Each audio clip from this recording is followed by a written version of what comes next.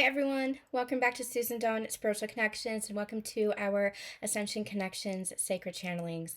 This is going to be a big one, so make sure you get yourself a cup of tea, get yourself some water, get comfy, get relaxed.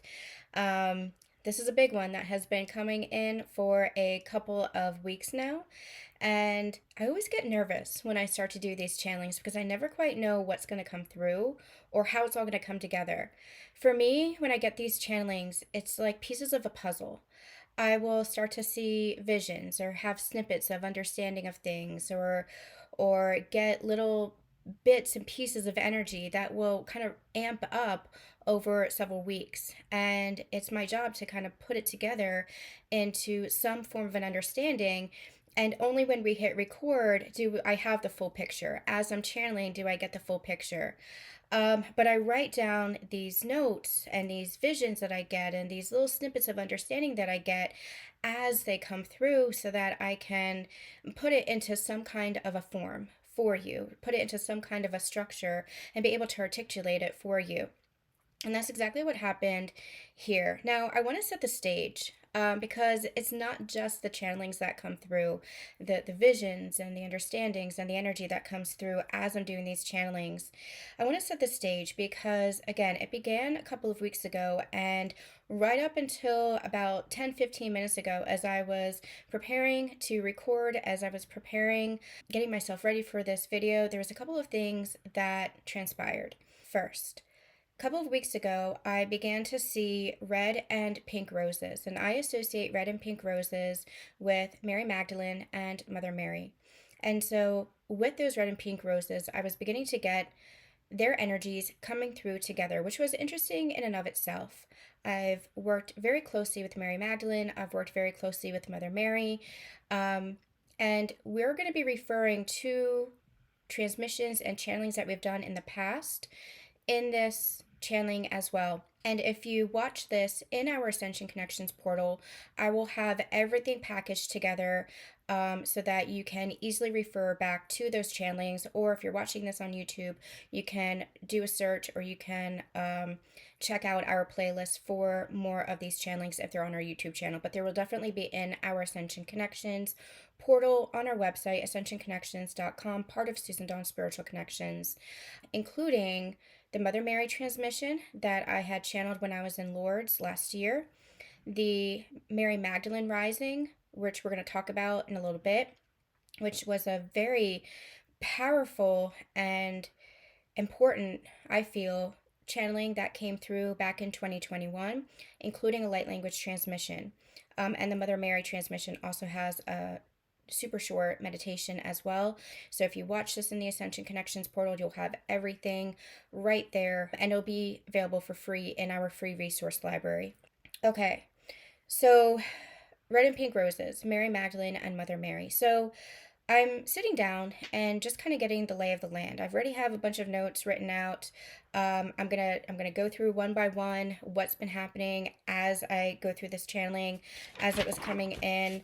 But today, as I was sitting down, I decided to use the Magdalene Oracle and the Mother Mary Oracle to see if there were any additional messages and to bring these cards out just in case we do a channeling or a reading at the end. And these two cards were what came out. The first is Our Lady of the Sacred Sun. And so what they're reminding me of is the fact that both of these women, Mary Magdalene and Mother Mary, were part of Yeshua's experience, his life, his world. And both were part of that birthing energy in different ways. The Mother Mary gave physical birth to him. Mary Magdalene helped him birth his empowerment into the world. Yeshua is that Christ consciousness, is that divine masculine. Mary Magdalene is his sacred partner. This is what we've channeled back in 2021. Mary Magdalene was his sacred partner, is his sacred partner, she wants me to say, continues to be. She is that divine feminine essence. And through our twin flame journey, our sacred union ascension journey, we understand the polarities of the masculine and the feminine coming together. Now, this is for everybody, whether you are a twin flame or not. It's just those who are twin flames, you've experienced the sacred union path of ascension, which is to say that you have come to ascension, your ascension experience, through the sacred union path, being catalyzed with your partner. Other people will be catalyzed through things like loss, illness, other experiences in their lives that catalyze them to their spiritual awakening and their ascension journey. Sacred union is one path where you're catalyzed with your twin flame or your sacred partner. That is not something that you go looking for. It is an experience that is, I'm hearing, charted, that is destined for you because it is charted for you, something that you yourself charted with your counterpart. You can also have this activation with a soulmate, but for those of you who are on the sacred union path who resonate with my works, it's soulmates, sacred partners, or twin flames. I resonate with the energy of the twin flame just because that has been my experience. Now, when I say the word twin flame, it is not twin flame as it is known in perhaps the greater spiritual community. There's a lot of corruption, a lot of hijacking, a lot of toxicity within the spiritual community with regards to what is a twin flame. Twin flames are one soul that is experienced in two physical bodies, or that is experienced in two essences. That is part of your ascension. And I go deep into this. I have my book, The Unity Code, to understand what twin flames actually are. It's called The Unity Code, Rewriting the Twin Flame Template for Your Sacred Union Path of Ascension. But you can experience this as well with soulmates or with sacred partners, but it's just a little bit of a different dynamic. It's a little bit of a different journey, a little bit of a different path that you might experience. So Mary Magdalene and Yeshua, Jesus, as we know him, are twin flames and sacred partners. And Mary Magdalene is that divine feminine essence. Yeshua is the divine masculine essence. And so she holds that template of the divine feminine. Now we hold both energies within us, but then we have a core energy that we embody. And there will be times where we tap into our masculine energy, times where we tap into our feminine energy. But depending on what your core energy is, that is what you will be ultimately embodying. So you'll be either a core masculine, divine masculine, sacred masculine, conscious masculine, however it is that you wish to call it, or you will be a core divine feminine. Now, the interesting thing about this is Our Lady of the Sacred Son is both were deeply connected to Yeshua and both played a part in giving birth to his rise. So Mother Mary gave physical birth to Yeshua, to the man that he was, so that he could embody in physical form that divine masculine template, that Christ consciousness, being that Son of God. Now, he reminds us that we are all children of God. He was showing us the way. He wasn't saying, be like me, in essence of like, follow me, be my follower. He was saying, be like me. I am showing you how to embody this template. I am showing you that the kingdom of heaven is within you. I'm showing you that God is part of you. And Mary Magdalene, holding that divine feminine template, holding that Sophia consciousness, that second half of the Christ Sophia consciousness, was there to support him and to continue to walk with him. And so both of these women playing a pivotal part in that Christ consciousness, in that in Yeshua's teachings, in what it was that he was sharing. The other message that came through from the Magdalene Oracle was just plainly love. Plainly love. And what I'm getting drawn to is the lotus flower. And the lotus has been extremely important for us these past couple of weeks. We did a very phenomenal channeling. It was fantastic for me as a facilitator, and I know it was fantastic for those who received it as well, based on your feedback, called Mastering Spiritual Boundaries.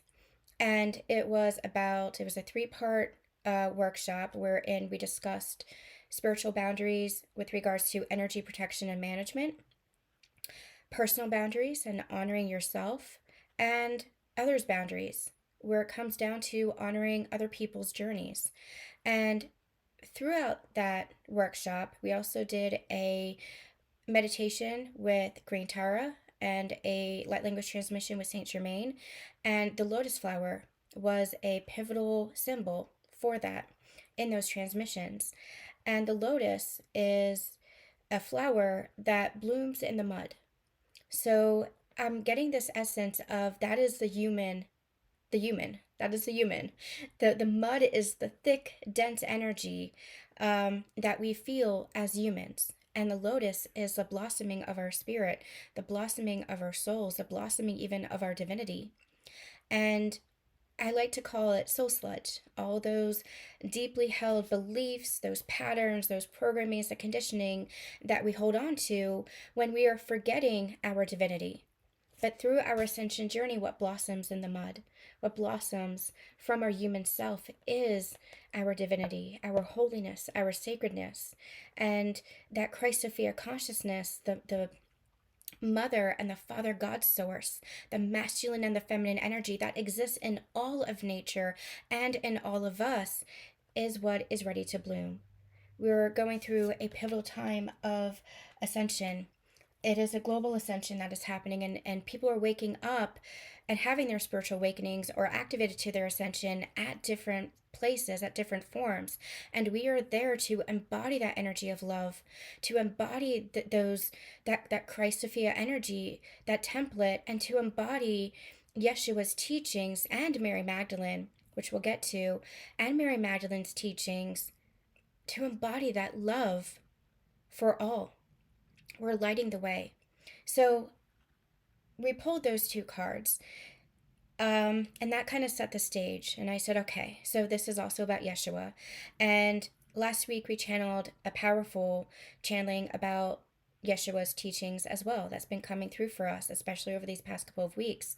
Myself personally, I have been in reflection and introspection, and Yeshua and God has been coming through for me in my own journey, reminding me of my work, reminding me of why I am here, and showing me a bigger picture view of the journey and the ascension, which I will get into as well. But you can also check out that Yeshua and the open door.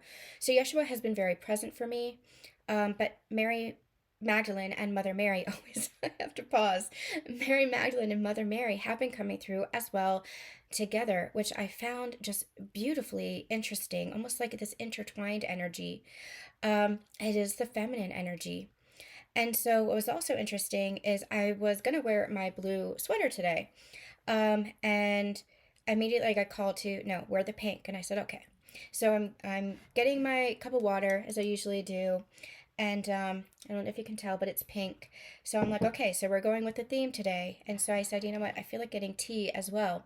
And I opened my cabinet of mugs, and way in the back, I was highlighted. It was pointed to my red mug. I don't really use this anymore. It's been a while since I've used this one, but they said, use this one. And I said, okay, why? And they said, well, put them together. You have the red rose and the pink rose, the red and the pink, Mary Magdalene and Mother Mary. So we're literally setting the stage with this energy for this channeling, with everything that we've got going on here, bringing forth this energy. So red and pink roses, I was literally seeing those red and pink roses everywhere that I was going. There were people had red and pink roses in like potted plants and like restaurants that I was in. So it was just a really beautiful energy that started coming through, and I said, okay, so what is this message? And I also I don't want to get too far off track. I want to kind of go one by one and step by step with this, but also as I was going through some things, I found my grandfather's mass card, and it was just kind of sitting at the top of a pile of papers, and it was Mother Mary. So I called upon that as well. I it's been sitting here for a couple of weeks with me. So, and there's a couple here actually. There's the one with Yeshua and then one with Yeshua and the Lamb. And this called to me too because this is the Lion and the Lamb channeling that we had done. So all of these channelings, again, if you're watching this in our Ascension Connections portal, I will put this into a big package. It's all free, but that way you have it if you haven't referred back to these channelings before. If you're new here, hi, welcome. If you've been here before, welcome. These are deeper channelings that are going to be pivotal for our ascension journey, deeper insights into what we might be experiencing. So I was also getting different phrases, different words, different visions that I will get to as we go further into the channeling. So I just kind of wanted to lay the foundation here. Remember to put these channelings in the context of all of our work. I am very non-denominational. We have a foundation in Christianity, but I have also experienced and studied Judaism, Hinduism, Buddhism within my own personal experience. So we are very non denominational. I ask that you just approach all of this with an open heart and open mind. Take what resonates for you as your truth. Simply put it in the back of your mind or disregard it if it doesn't resonate with you right now. Come back to it in a couple of weeks, in a couple of months, a couple of years, and see how it resonates with you then.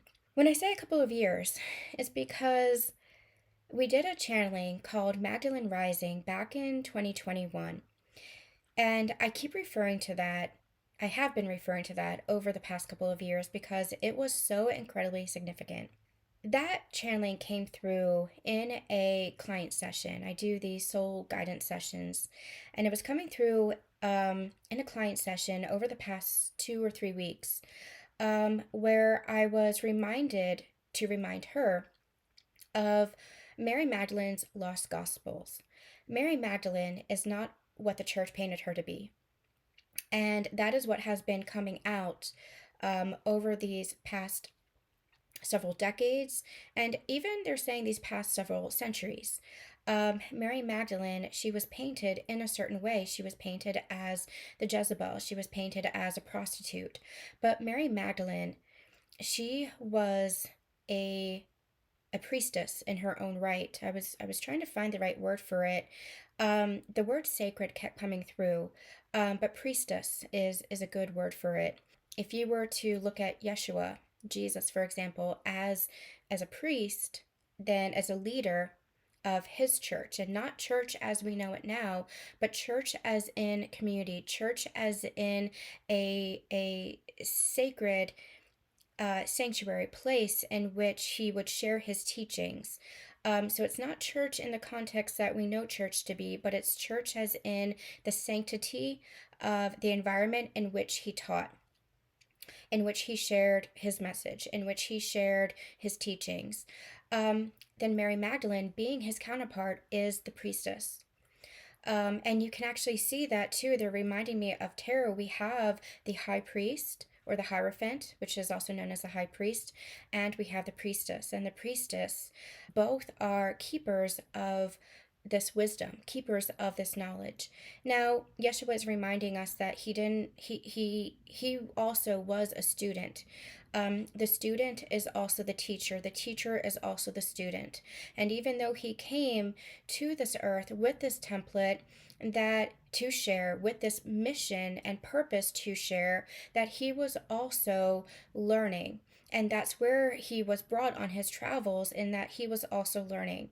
Now, I want to pause here as Susan and say that I'm not a student of theology. I left the church, I left Catholicism as soon as I was confirmed, and I am not a big believer in the Bible as far as the interpretations of the Bible. I do believe in Yeshua. I had my own experiences with Yeshua many, many years ago when I was activated to Ascension. I've always been connected to angels. I've always been connected to Mother Mary. But there was a disconnect between me and Yeshua over the years because I never quite understood the way religion seems to portray him. It never felt right with me and never resonated with me. Then, when I was activated to my ascension journey, I had a vision, and I did not expect to be talking about this today, but I guess I am. And that vision was I was driving along the street. It was early. It was like 4 or 5 o'clock in the morning, and I had this vision of myself at the crucifixion. And it was actually me and my partner at the crucifixion, me and my counterpart. We were there, in essence, holding space. And it was when the crowds had dispersed. and Mother Mary was there, Mary Magdalene was there, and Yeshua was there on the cross. And we were holding space and saying prayers and meditating, um, and bearing witness to the crucifixion. It was the most powerful vision I've ever had. And it was not activated by anything, it did not come from anything. And that is why it was so powerful for me, because that essentially began my ascension journey. I had many visions since then, and there was a series of visions with regards to Yeshua, Mother Mary, and Mary Magdalene, and Judas came through as well. And what I was shown with regards to Judas was that he was like a brother to Yeshua. That even though he is known as betraying and as Jesus in the Bible, and even though he's known as a traitor to Jesus in the Bible, he Yeshua loved him. They were brothers, and it wasn't so much a betrayal. Yeshua knew, and Judas knew that this was the part that he needed to play. It is not how it was portrayed. Judas was not who he is portrayed to be. There is a channeling that I talked about this, and I can't remember what it was. I'll try to put a link in the description box if you're watching this on YouTube. But I did mention this many, many, many years ago. Shared my vision, shared my understanding.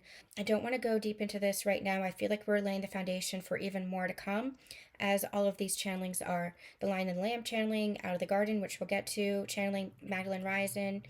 This is all to lay the foundation of allow yourself to be open. Allow yourself to recognize that maybe not everything is what it seems, and that there is more at play here. There is a greater picture. There is a greater purpose, and we all have our purpose. And Magdalene Rising was reminding us of that Mary Magdalene was not who the church painted her to be, just like Judas was not who the church painted him to be. The church needed scapegoats, and so the church created scapegoats.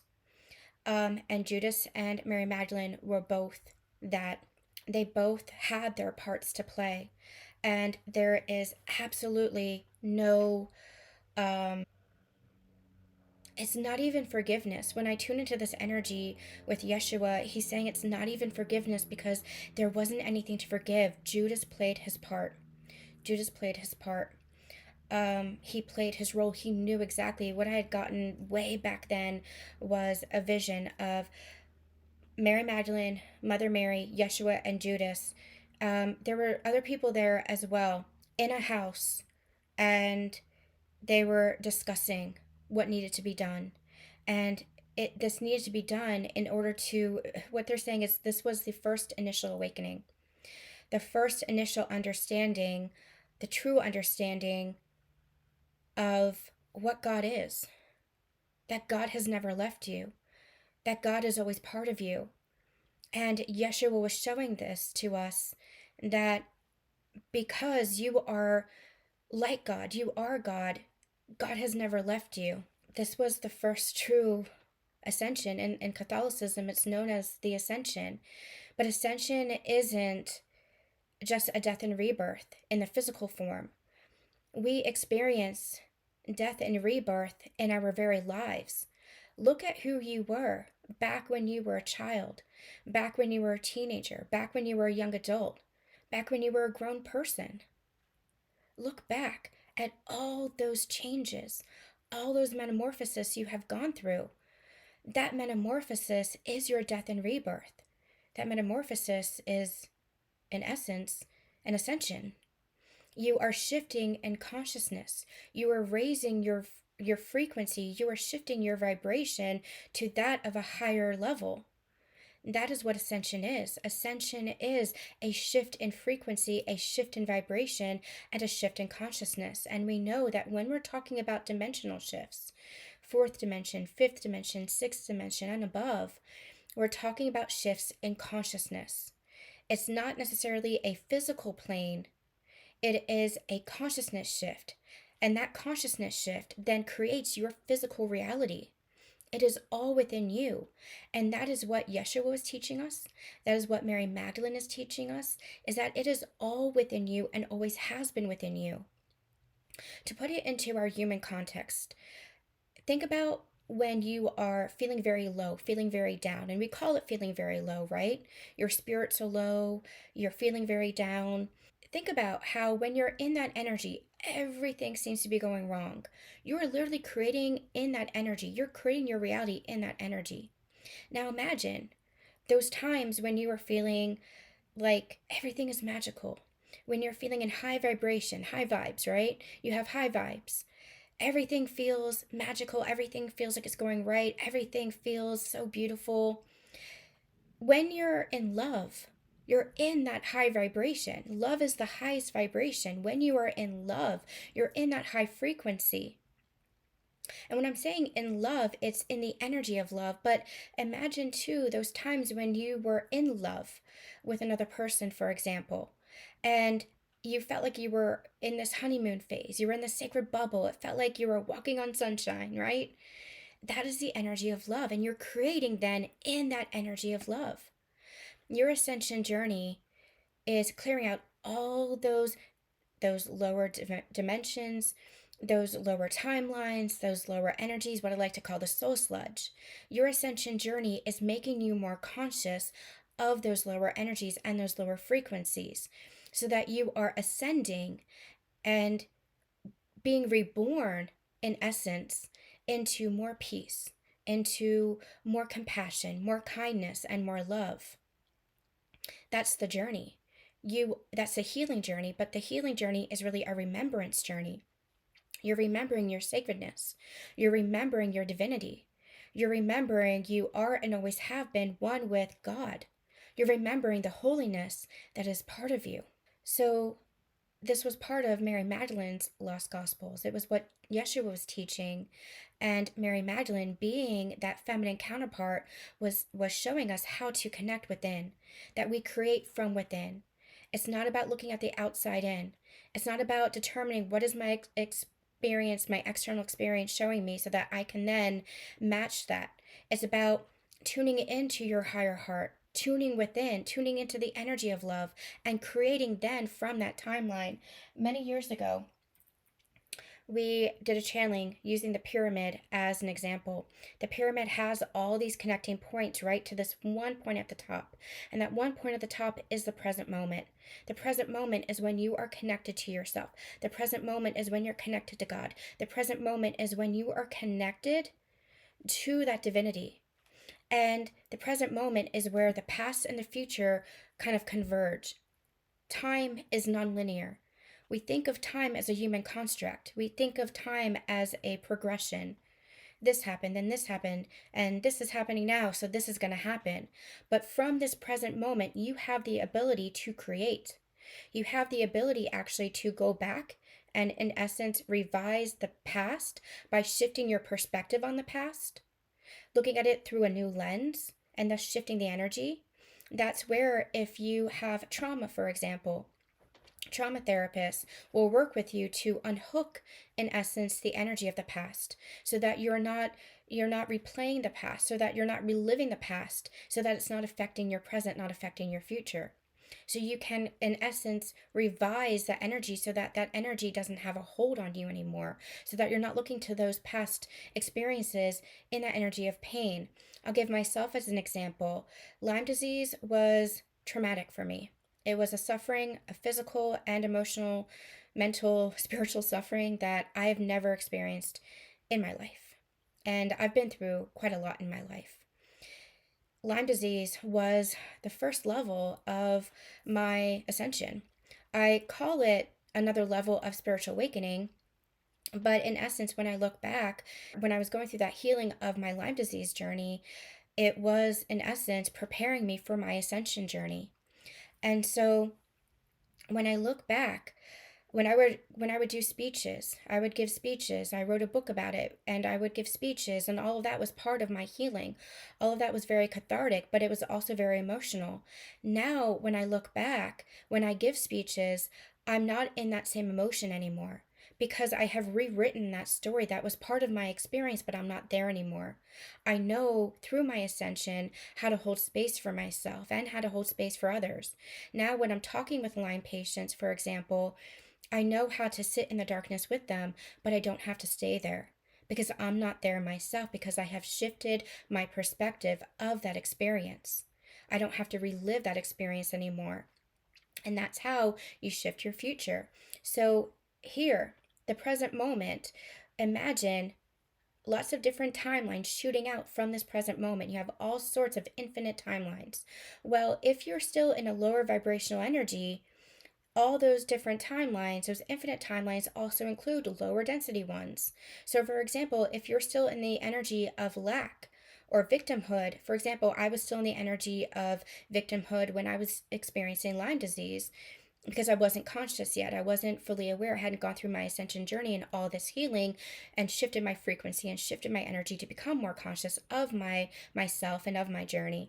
And so I was still in a lot of victimhood. And so I still had potential timelines playing out that victimhood, right? But through my ascension journey, I clear that away.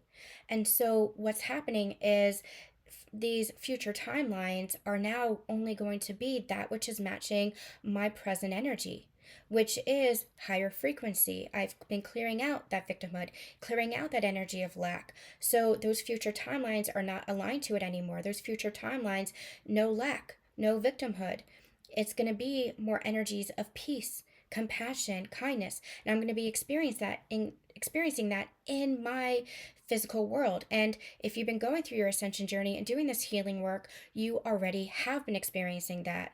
When I look back at the past couple of years through my ascension journey, because I have been doing that shadow work, that healing work, because I've been shifting my consciousness, my whole world has been shifting as a result. So I'm not experiencing what I used to. I'm not experiencing, it's not part of my experiencing it anymore in my human form. It's not part of my human experience anymore. It all comes from within the heart. It all comes, and when I'm saying the heart, I'm not talking about the physical heart, obviously. I'm talking about the higher heart, the sacred heart, the energetic heart, the soul of yourself. So, timelines shooting out are all going to be of that higher frequency. That's your ascension, and that's going to play out in your physical reality, in your physical form, because it's all within you. Your physical reality is a reflection of the energy that you're holding, and that plays out on a grander scale as well.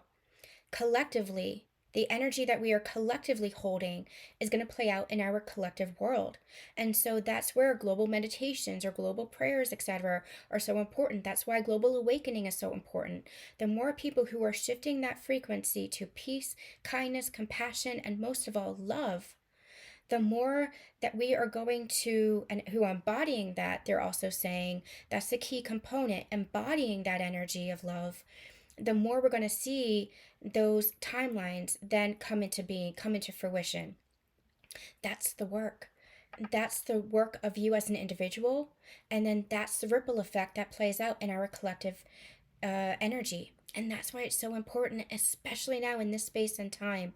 We've had a turning point, and now it's especially important in this space and time of collective awakening and collective ascension to be embodying that higher heart and connecting within. So, what she was reminding me of in going back to this client session, she was reminding us of her lost gospels, where she herself was sharing that wisdom of connecting within, the importance of connecting with the higher heart and how everything is created from there. And then she reminded me of the Magdalene Rising channeling that we had done. And I just want to highlight a couple of points that she had shared in that channeling. So back in 2021, we did this. It was one of the most powerful channelings I've ever done. She talked about the feminine energy is rising to bring forth a new universal consciousness, which is interesting because in the Yeshua and the Open Door, we also see how that's playing out now, how that feminine energy is rising now, even now. Now, it has been rising, especially for those of us who have been on the ascension journey or who have been going through spiritual awakening, who have been going through your healing and remembrance journey. It has been rising. But again, the physical reality or the collective reality has a little bit of a lag time. So everybody's going to be at different phases. Everybody's going to be at different points along their journey. But your work as an individual is to keep honoring that within yourself, keep honoring your journey within yourself, and to keep exploring your ascension, to keep allowing your journey to unfold. That is part of your work, because the work that you do as an individual is going to affect the whole. But we're seeing that we might have seen pockets and segments of the collective, but now it's like we're seeing the greater collective. We're seeing this play out in the greater collective. So again, we might have, for example, my community, you guys have been going through your own ascension as well, your sacred union path of ascension, where you have been healing your feminine, you have been coming into inner union with your feminine and your masculine energies. So you have been understanding this feminine rising energy, but now it's playing out on a greater collective scale. And we can literally see this, for example, with the women's rights coming up to the forefront. We saw this decades ago with the women's suffrage movement. We see this now with women's rights coming back up to the forefront. We see this again with community. And what they're actually showing me is Taylor Swift's The Eras Tour has been really significant because it is sisterhood. The amount of women, and not just women, girls, women, females, but also feminine energy, even males or masculines who are honoring of the feminine energy, coming together to honor the feminine. And I'm not talking about honoring Taylor Swift. That's something that we're going to get into in a minute. Not putting anybody above us, right? But she has facilitated so much healing of the feminine energy by creating this tour, by creating this environment, by creating this community. You see the sharing of the friendship bracelets, for example. You see the joy that people feel when they're going to this concert. You see the togetherness. You see the watch parties and everything. It's the unity. You see the community, the unity in community. And so it's really beautiful. You see this coming together, unlike anything that has ever been experienced, truly. This is a coming together and an honoring of the divine feminine energy that exists within everybody, and the joy, the happiness, the love that is experienced. People even say, women especially, even say that that is the safest that they've ever felt at a concert. It is the unity of it, the joy that's experienced.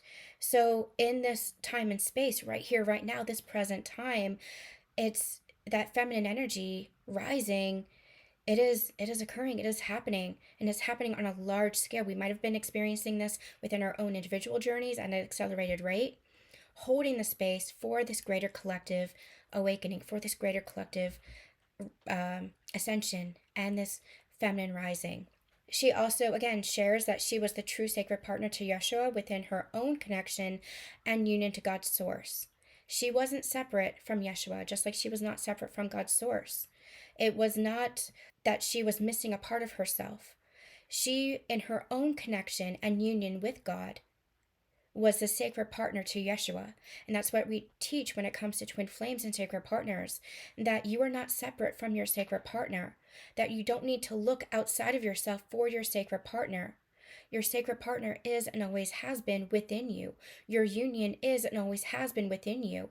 And your partner will you will experience your partner in the physical, in the external, as reflection of that knowing, as reflection of that integration, that embodiment of the union within you.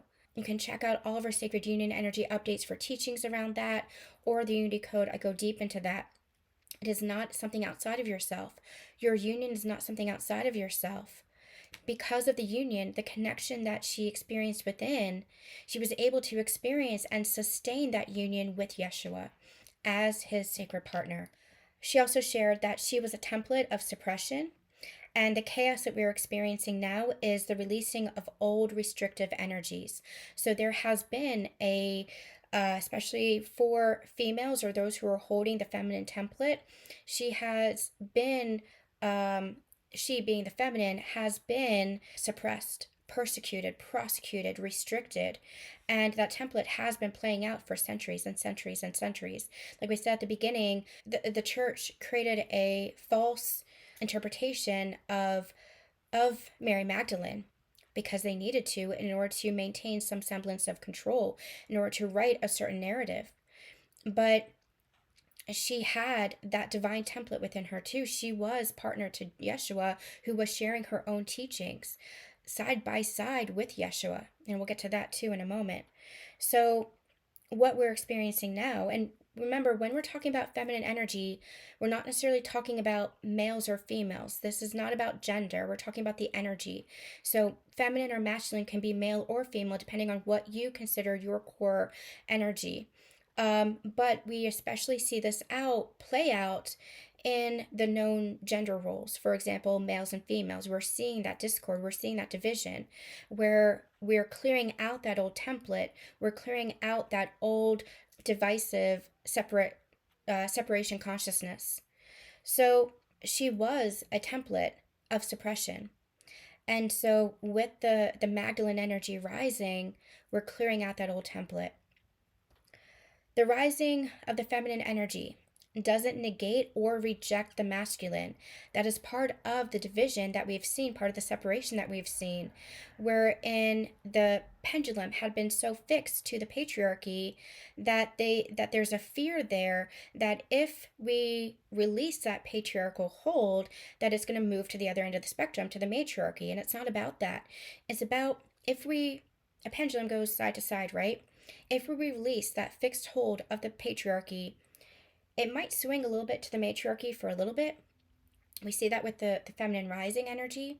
But what it will eventually do is come back to the middle, come back into balance, where you are honoring of each other. And that is what the Sacred Union Path teaches us. The Sacred Union Path of Ascension teaches us the union of the feminine and the masculine.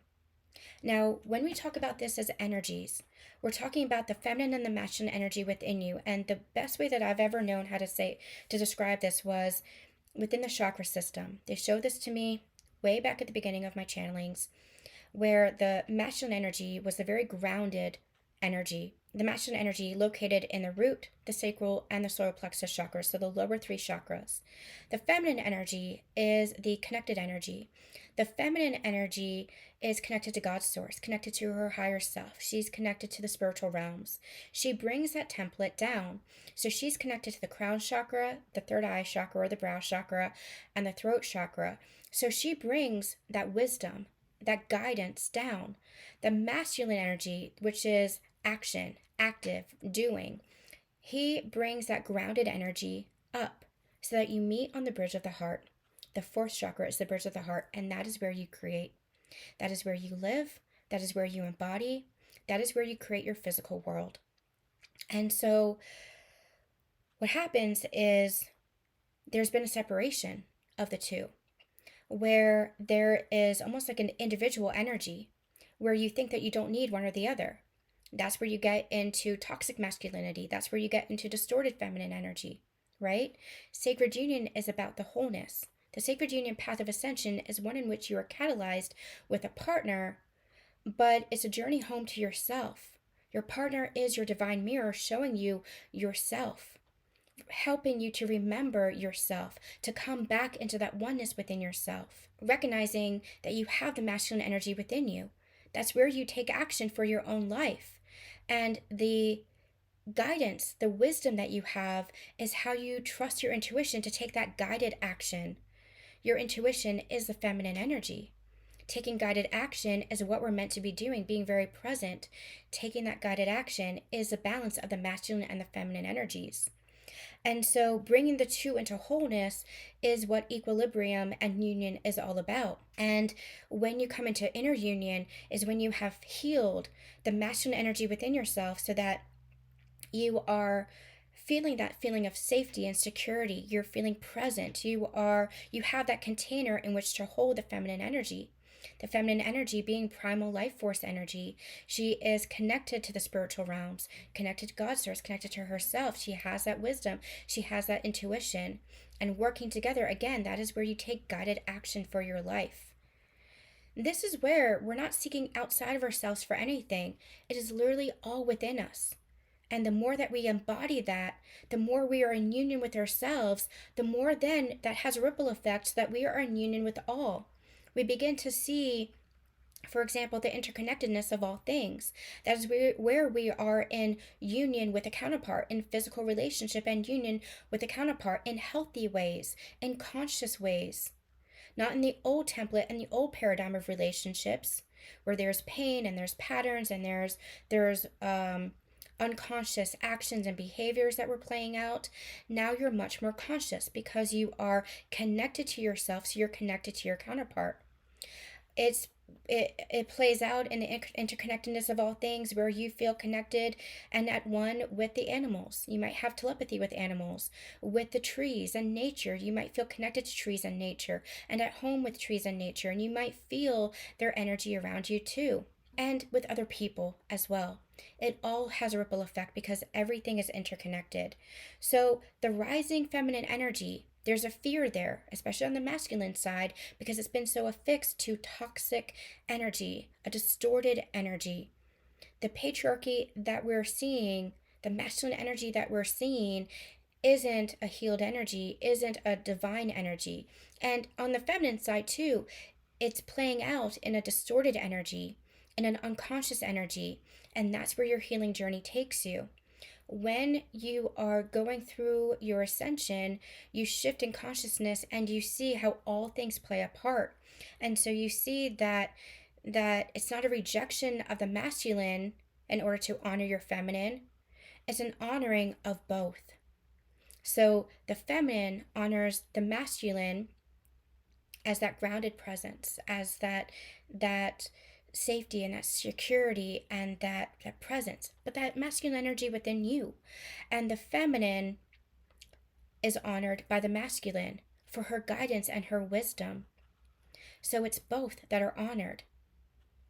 And that's where Mary Magdalene and Yeshua stepped forward as that divine sacred partner, as that template of this Christ of Fear consciousness.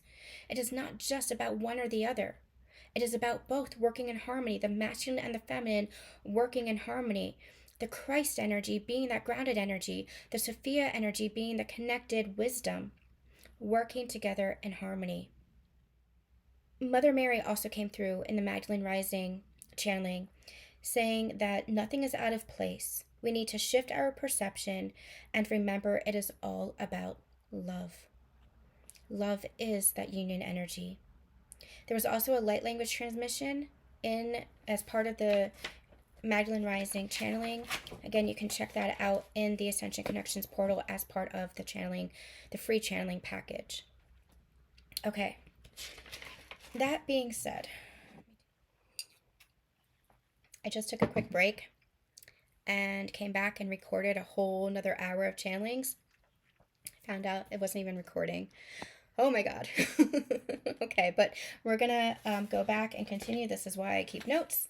And we're gonna go back and we're going to revisit this. So one of the another messages that I was receiving, it was like a drop in. It was like just a phrase that I got and I didn't know what to do with it, was the phrase Mary on the Mount.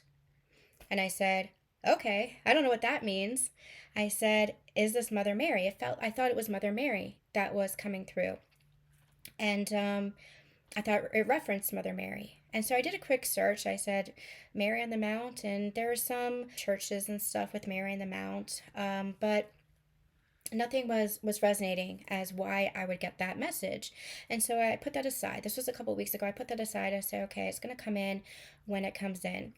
And then today, as I was getting ready for the channeling this morning, again, I said, what is this Mary on the Mount?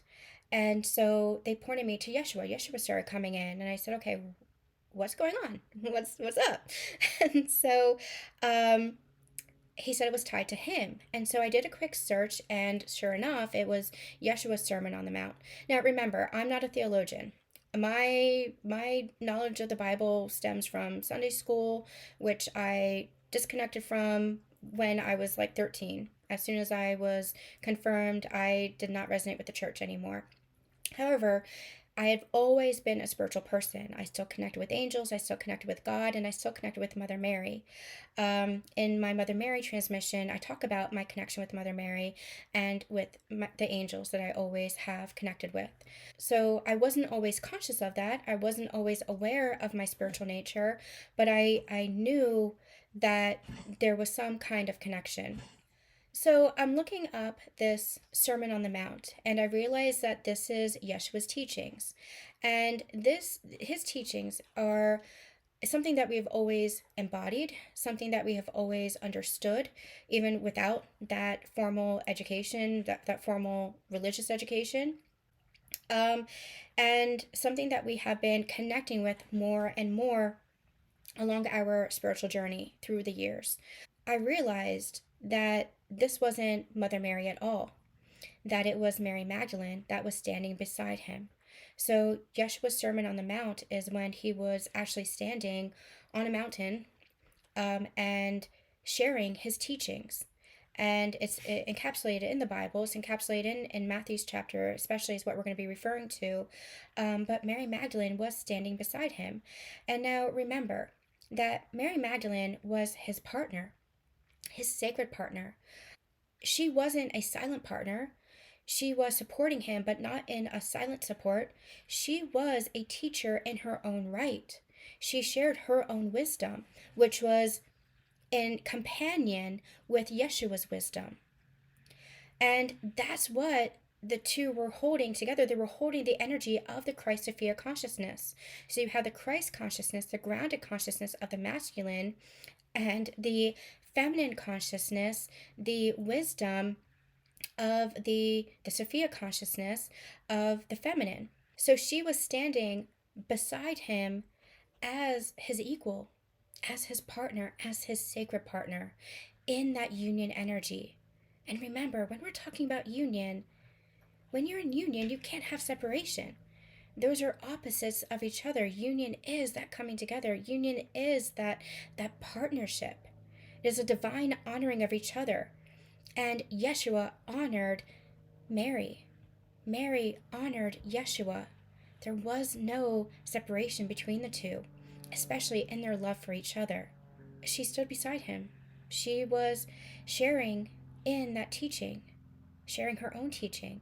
And that's one of his main teachings, is that there was another phrase that dropped in and that I started to see over the course of the past couple of weeks. You are the salt of the earth. He said, this is one of my teachings that we want to emphasize. And so that phrase has been coming up for me. It showed up in a TV show recently.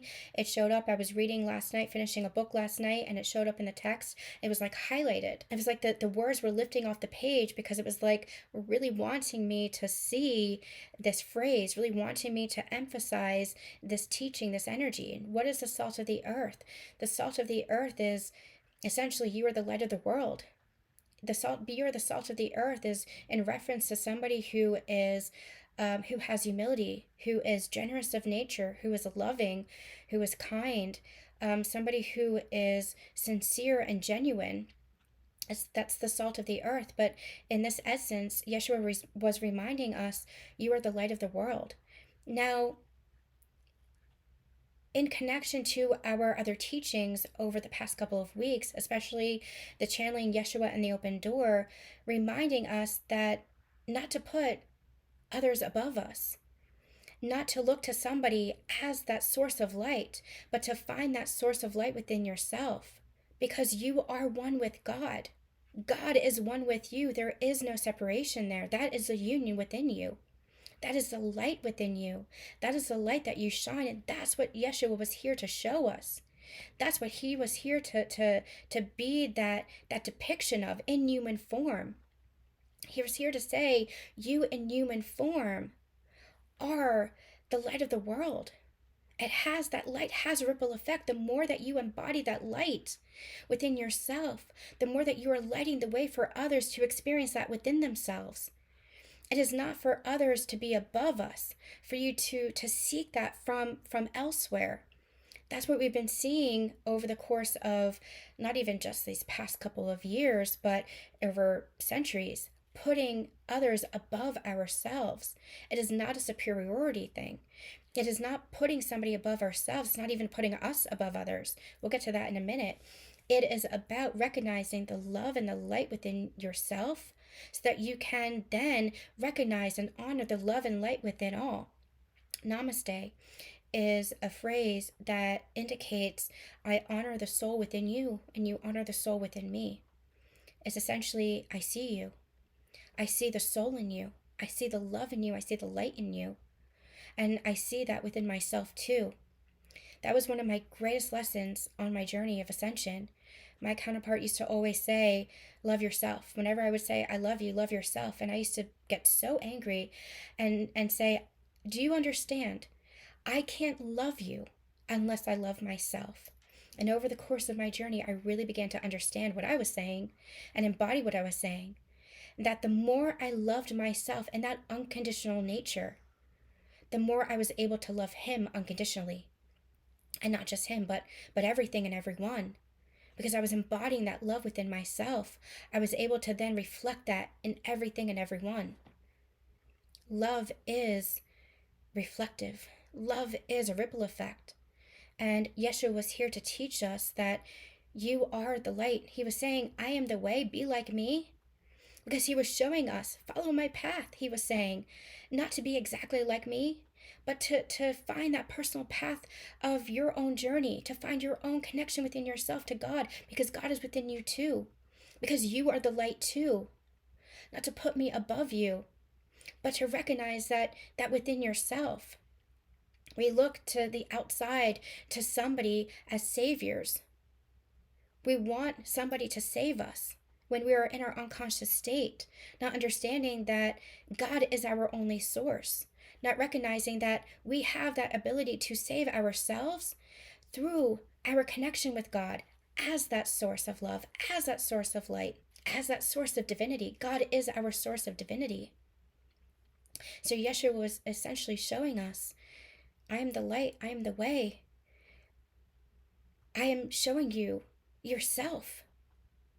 I am the mirror for you, he was saying. I am that divine mirror to show you yourself. Look within yourself. That kingdom of heaven is within you. It is always within you. We did a channeling a couple years ago called Out of the Garden, in which we channeled about the masculine and feminine energies, especially as Adam and Eve. And the fallen consciousness was the exiting of the garden.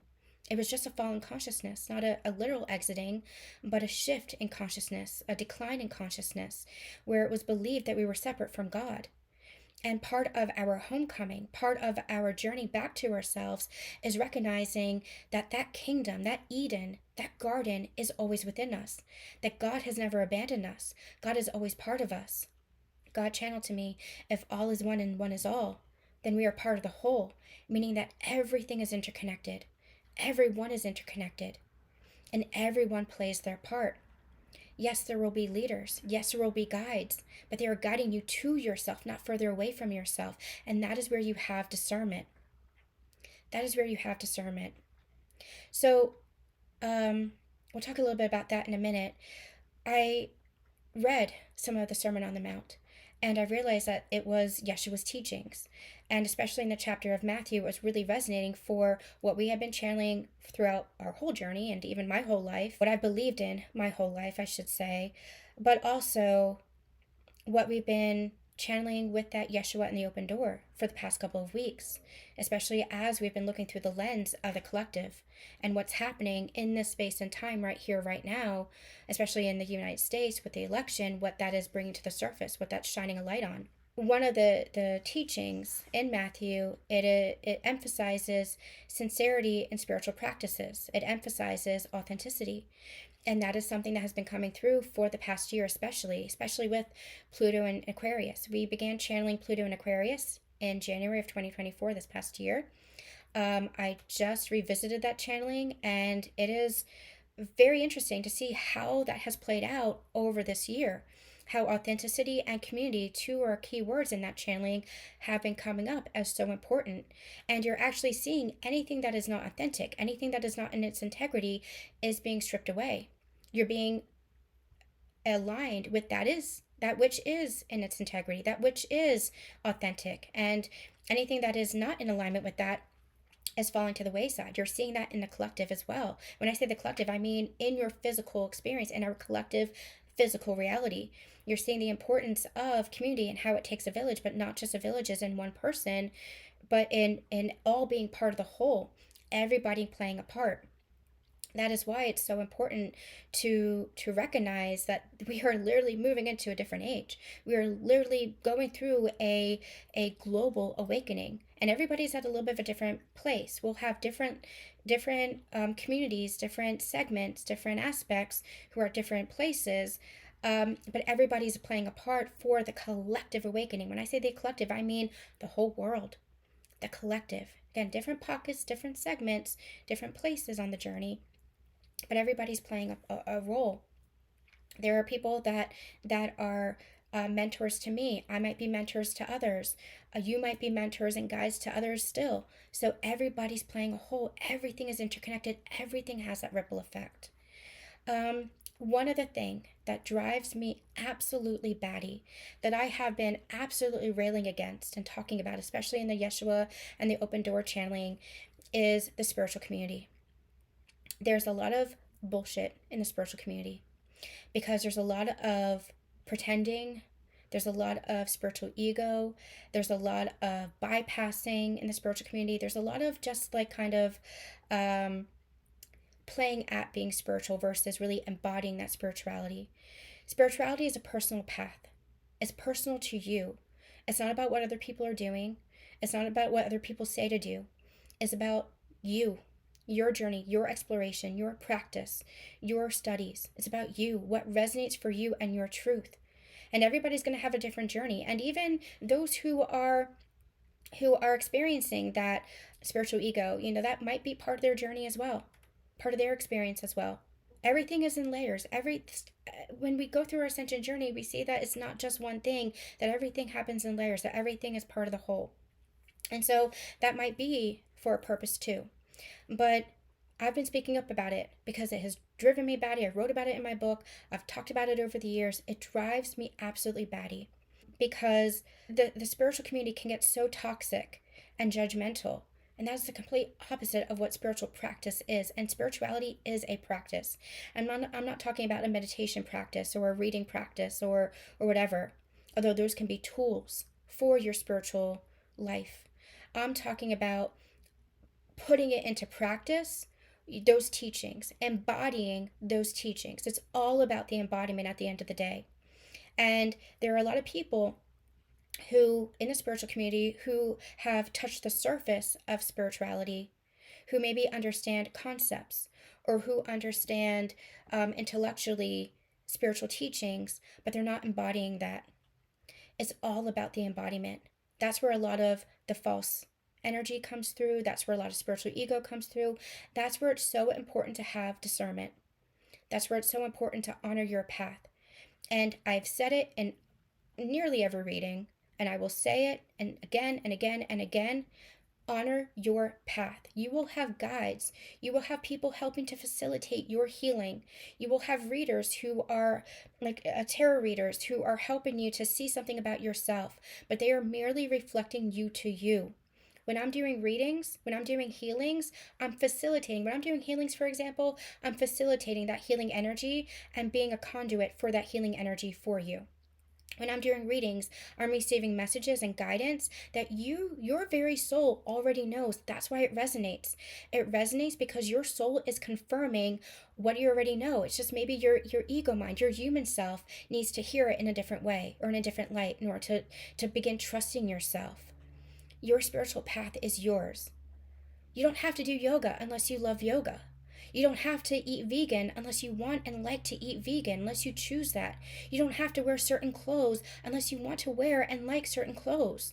There is not one way to be a spiritual person, and anybody who says otherwise is selling you bullshit. And that's the kind of crap I am just done with. So we're bringing it back to the embodiment. We're bringing it back to what is Yeshua actually teaching. When he's saying that I am the way, he's not saying do exactly as I do, don't mimic me. He's saying I am the way. It's the embodiment. It's the energy, the frequency that I'm vibrating at, that you have within yourself. These teachings are for you to understand and to embody yourself. And Yeshua, he's not just, as we learned in the Yeshua and the Open Door channeling, it's not just about love and light all the time. There is an aspect that it's also about righteousness, righteous rage, also about sacred anger. When he flips over the temple, tables at the temple, that is righteous rage, that is sacred anger, because he's also about justice and standing up for each other and not ignoring each other. Yeshua sat with the prostitutes and the lepers and the forsaken because he sees the soul in others. And that's what he wants us to do. He wants us to see the light in ourselves and the light in others, because everybody is a reflection of ourselves and we are a reflection of everybody. If all is one and one is all, then we are all part of the whole. One of the other teachings of Sermon on the Mount is the golden rule: do unto others as you would have do unto you. There are so many in the spiritual community, especially in the religious community, where there's been a lot of deconstruction of religion that is part of spiritual awakening, recognizing that religion can be very confined where spirituality is expansive, right? And you can be part of a religion. Well, let me put it this way: you can be part of a culture, but also recognize that that culture needs to expand, that that culture also needs to have those tenets of sincerity and authenticity and community. So it's also embodying Yeshua's teachings, right? So there's something about coming together in a community, coming together even as a church, but not in a great big church to worship one person, but to connect within yourself. One of the reasons why, when after I was confirmed, I left the church, and my whole family did. It just by nature, it wasn't a family decision. It just happened very naturally. But one of the reasons I decided not to continue to church is because I felt worse leaving than I did going in. And I realized that I felt at home. My church was nature. I felt more at home in the woods. I felt more connected to God when I was on the hiking trails. I felt more connected to God when I was in my own backyard. When I was in high school, I think it was the ninth grade, I read a quote by Thomas Paine that said, my religion is the, no, my country is the world and my religion is to do good. And that stuck with me as my philosophy. It stuck with me because it was so simple and so true. It hit to the core of my very being. And I said, yes, my religion is to do good. And you will see people who maybe are not religious. We talked about this in Yeshua in the Open Door, who might be not religious, but who, or might not even be spiritual, who might not know words like consciousness and frequency and vibration, but who are the most spiritual beings that you will ever meet. People who are helping the homeless, people who are feeding the hungry, people who are sitting with the downtrodden and the sick. It's your actions that you embody that matters most. It's not about the words that you recite. It's about the energy, the intentions, the embodiment. Who are you? And how are you expressing that? That's what matters. Do unto others as you would have do unto you. It's about the embodiment, the intention, not the recitation. So something else came through, and I actually want to read this passage from Matthew. It was the phrase, it was the passage about the narrow and wide gates. And this called to me for a couple of different reasons. It's hit home for me for a couple of different reasons. Since I've had my practice, I've wrestled with myself. I've gone through many kind of dark nights. I've gone through many crises of faith. I've gone through many seasons of exploring myself, exploring my faith, exploring my work, evolutions of myself, my faith, and my work. One of the things when it comes to my work is I've always been somebody, way back in my 20s, I had a self-development blog. I've always been somebody who wants to keep growing and developing herself.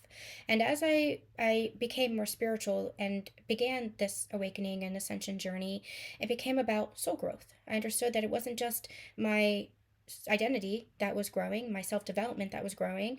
It was also my very soul, shifting in consciousness, shifting in frequency, shifting perspectives and beliefs, and having that sense of expansion. And so, as I began my channeling journey, I began to recognize that a lot of these messages, like, they're powerful messages. And I wrestled with myself because it felt like, why aren't they being shared? Why aren't they being heard? Is it something that I'm doing? Is it like a marketing thing? But I always refused to use any gimmicks. I always refuse, especially if you notice my channelings on YouTube, I always refuse to let it be sensationalized. I was never going to sensationalize my channelings just to get the views. It wasn't ever about that for me. It was about the message, it was about the energy. And I never wanted to be inauthentic. I'm somebody who always wants to live in her integrity, always wants to be authentic. And so sensationalizing anything just for views or marketing just felt so like gimmicky and gross. And so I said, well, how am I going to reach people then? And God always said, just do the work. Just do the work. It'll reach the people that it's meant to reach when they're ready for it.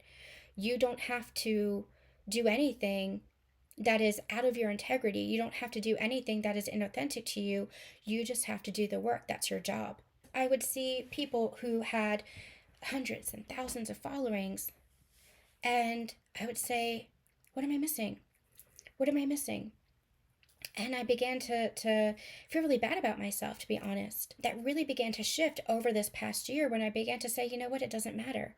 I'm going to reach the people who are ready for it. I'm going to reach the people who are meant to reach. And if I'm not somebody's guide or facilitator, then somebody else will be. I don't have to put that pressure on myself. I don't have to carry that weight. I don't have to carry that burden. That was something that I really wrestled with because I take my work so seriously. Again, I talked about this in Yeshua and the Open Door, but it came to a climax then when I would see all these people talking about putting somebody on a pedestal, that he was this Christ figure, this savior, somebody who's going to help usher us into the golden age, into new earth. And I said, this is bullshit, because that has always gone against the teachings that I've taught, but what I've always felt within myself. And I said, this doesn't make sense. I said, what am I missing? And so I spent a couple of days in a lot of introspection and a lot of reflection. And I was talking with God. I was in solitude with myself. I was talking to God. I was journaling. I was connecting with myself. And Yeshua kept coming through and reminding me again, you know, I am the way. It's not about putting anybody above us. That Yeshua is the Christ consciousness. And it's not about the second coming of Christ. The second coming of Christ is the Christ consciousness that resides within all of us through our connection to God within all of us, the embodiment of that energy, the embodiment of that light. And the more that we are shining the light, the more that has a ripple effect. I was still struggling. I said, well, these are people that I respect. Now, I don't follow anybody anymore. I've tried to keep my energetic channel pretty clear over the past couple of years, the past 2 years especially. Only when I see it on social media or like a post or something, or if I'm called to watch something, will I really pay attention to what other people are doing. But I've seen some people that I respect kind of talking again about this person is going to usher in this golden age. And I said to myself, I feel like I'm missing something, because what we've always channeled is that it's the whole, it's a collective, and that it's not just one person. And especially if one person is speaking, you know, rhetoric that feels divisive and separatist, instead of unity and oneness and love, I said, I feel like I'm missing something. I feel like I'm going crazy. And I really felt like I was going crazy for a couple of days. But then Yeshua said to me, it's not about the following count. People are going to experience what it is that they need to experience. Sometimes the shadow is actually what brings us to light. But your job is to keep holding the light. And that's the message that came through in our Unity channels at the start of the pandemic. Before we even knew there was a pandemic, I was channeling, hold the light, be the light. That's a phrase that has kept coming in. It's not just about holding light, it's about being the light, putting that into practice. And I realized it's never been about right or left, black or white, blue or red. It's never been about that. It isn't about that. It's not about either or. It's always been about and, the unifying and. It's always been for me about who are you? Who are you at your core? Who are you? And what is the energy that you're embodying? Who are you? At the end of the day, are you going to stand up with somebody who is a minority? Are you going to stand up with somebody who is the downtrodden?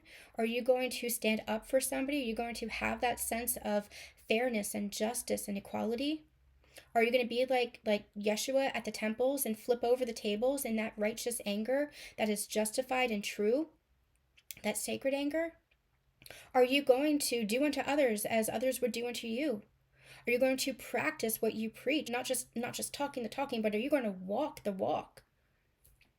I would look at people with these massive amounts of followers and have learned so much for them, and I'm not at all negating their work, but I would compare myself. And Yeshua came through and humbled me. He reminded me, he said that he had 12 disciples. And as soon as he said that, I felt immediately humbled. I felt immediately, oh shit, you're right. You're right.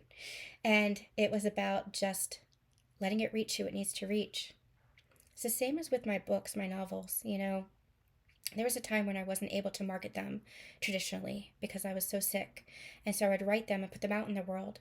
Agent friend of mine who has since passed, I was trying to figure out how I wanted to publish these books. Do I go the traditional route and get an agent, or do I publish myself?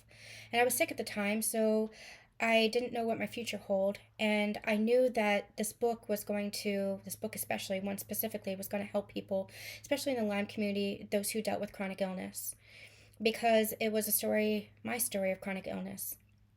So I knew it was going to help people. And I remember writing her an email and saying, I'm not sure what to do. And she said, Susan, you have to trust that you're lighting candles in the dark, that people will find your book when they need it. It'll be exactly what they need. It'll be that light in the dark for them. I have never forgotten that. That book has somewhat miraculously gotten third and fourth wins all on their own. I published it in 2016, and it keeps getting more and more momentum. People reaching out saying, I don't know how I found this book, but it's exactly what I've been through and it's exactly what I've needed. And I've gone through experiences in my life where it's been the same thing, where I would watch a movie or pick up a book or meet a stranger, and it was exactly what I needed. We're all candles in the dark. We're all lighting candles in the dark for each other. But it's because we are the light ourselves. That is part of your divinity, is recognizing the light within yourselves. And it doesn't matter if you have one person that you're connecting with, or 10,000, or a million. That is all superficial. And I got caught up in that. And I fully admit I got caught up in that. I used to think maybe my work doesn't matter because I'm not reaching thousands and hundreds of thousands of people. I used to look at my follower count and say, maybe my work isn't worth it. But then again, Yeshua humbled me. He had only 12 disciples. And it's not even about disciples. It's not about followers. It's about, who are you connecting with? Who are you reaching? And when I look at my community, it's the reason I love this community so much. I learned so much from you too. That is why I honor you guys. And it is an honor to do this work with you, whether it's a healing session or a guidance session or a reading, or whether it's these collective channelings and readings, whatever it is. I feel so honored to be part of your journeys because you are part of mine too.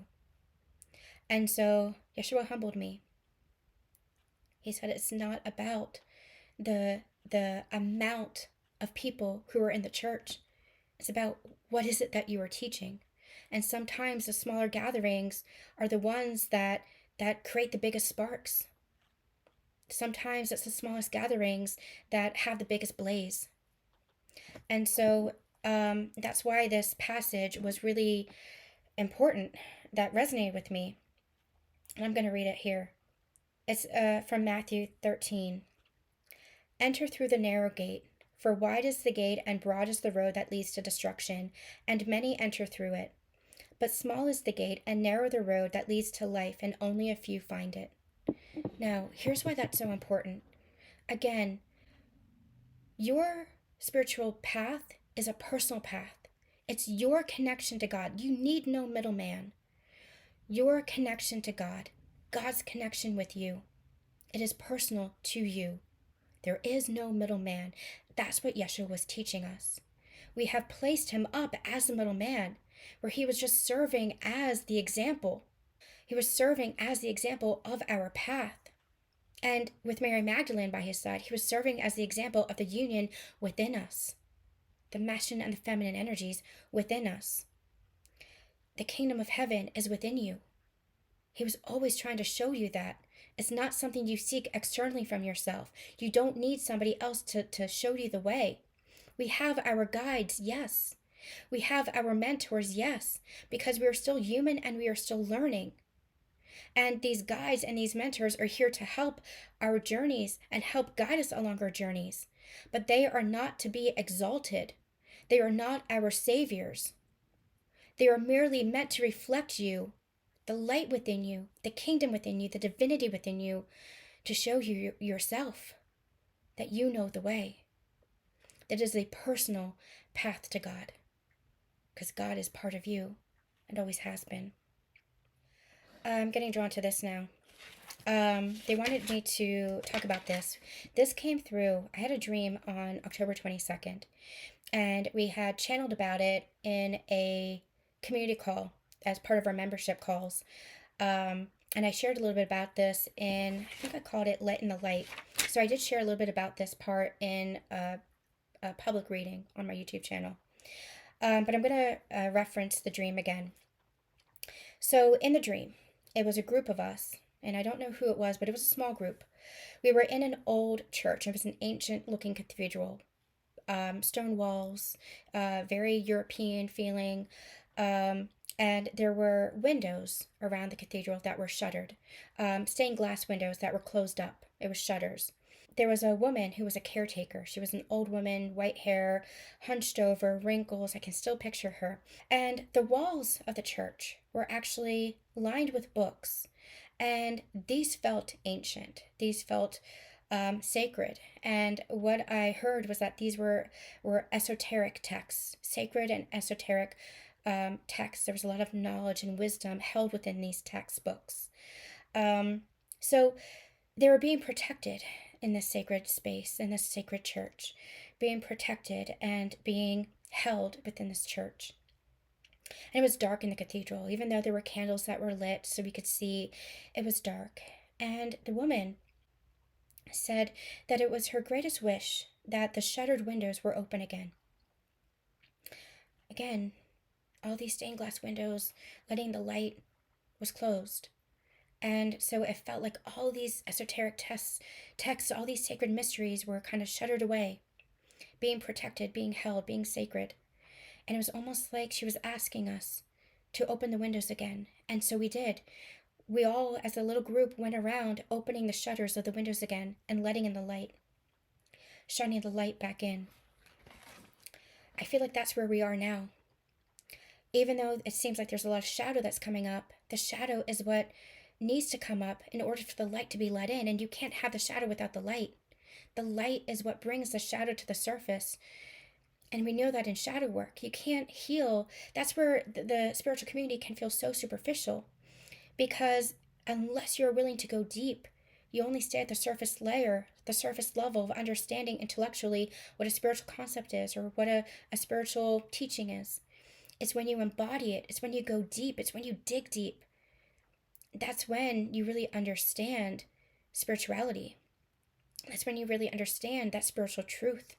When you dig into the core of it, it's all about the layers. And so it felt like it was shining light on the shadow, shining light on centuries upon centuries upon centuries of these teachings that had been hidden away, shining light on centuries of our own divinity that had been kept from us.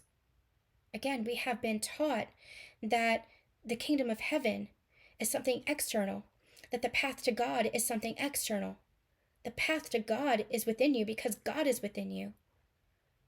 The kingdom of heaven, Eden, is within you because God is always part of you. God has never left you. It was just the descent, the fallen consciousness, the separation that we believed in, but that separation is an illusion. Unity consciousness helps us remember that all are part of the one are part of all, we are part of the whole. If God is all and all is one, then we are part of each other. Then we're all connected. Everything is interconnected and everything plays a part. And again, everything is in layers. So when we really look at it from the greater big perspective, from the wide view of it, from that bigger lens, we see that everything is playing a part for this awakening, for this ascension. And ascension is something that shifts within us. It's a shift in consciousness. It's a shift in perspective. I'm going to get back to Mother Mary now. Mother Mary being the Divine Mother.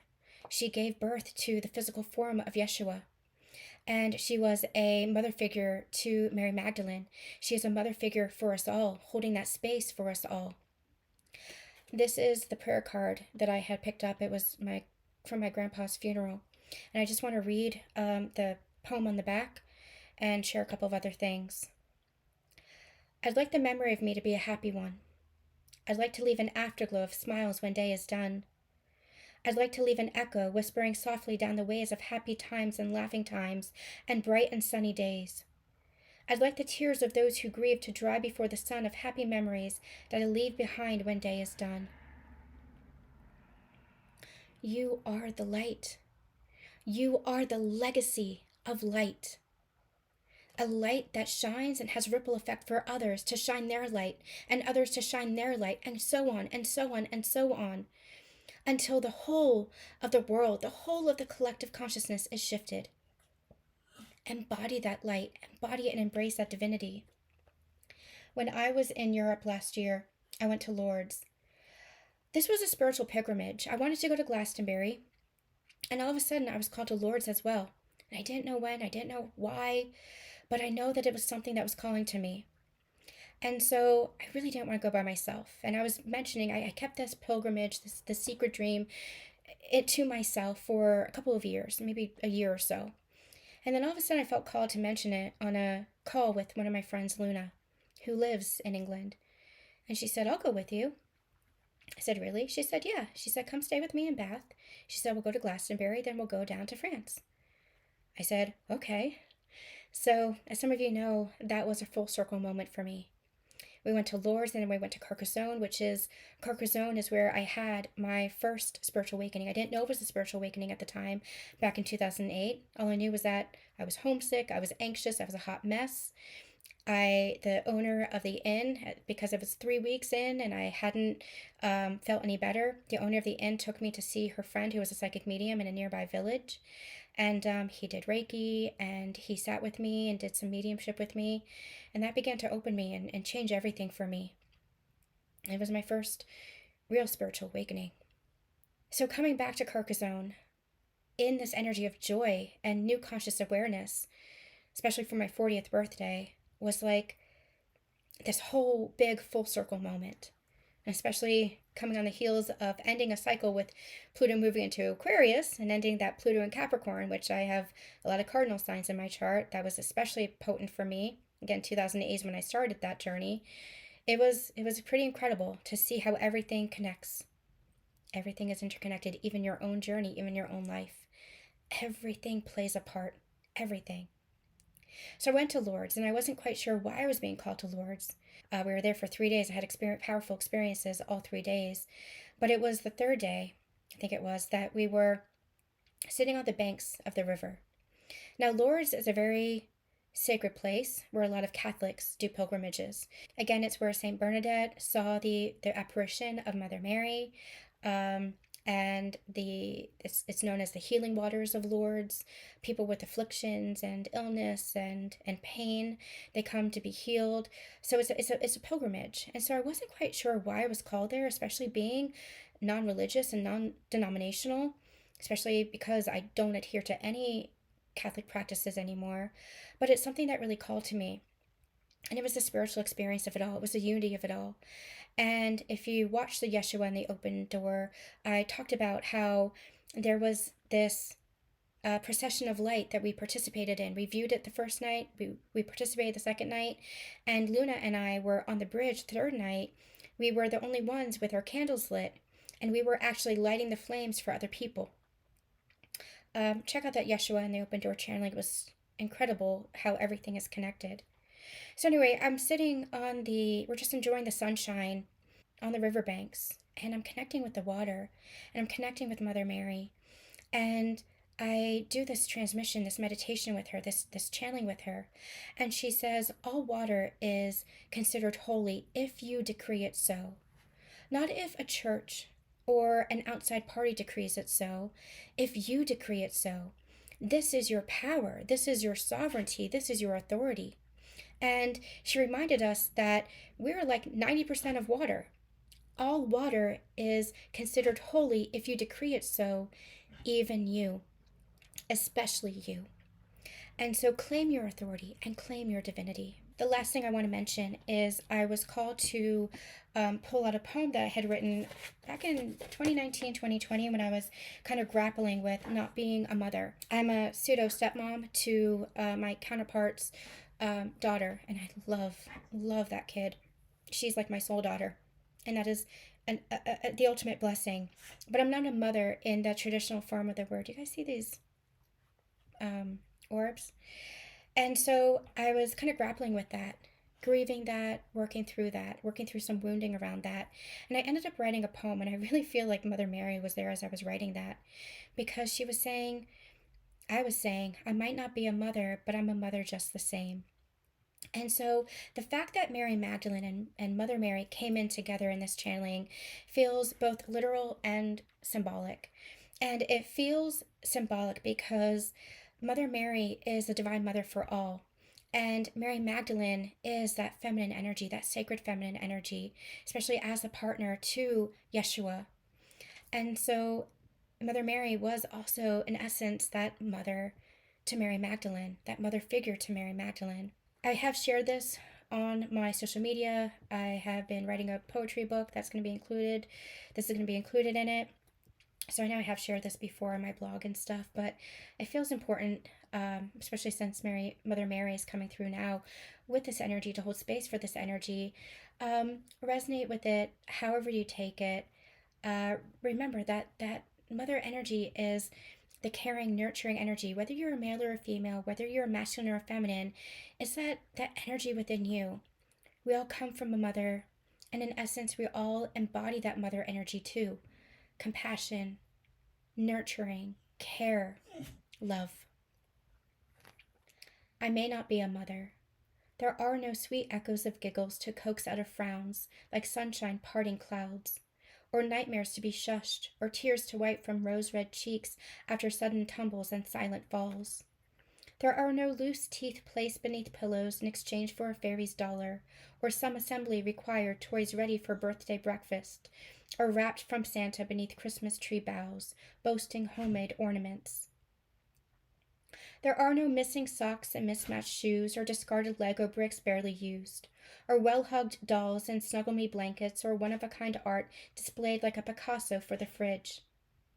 There are no, is this you and me? Crayon drawings, or come and see, tug of the hand, like a pull on the heartstrings, or I love yous from little voices that flip my heart around. I may not be a mother, but I have mothered women with wrinkled hands and fading memories, who remember old songs like the children they were yesterday.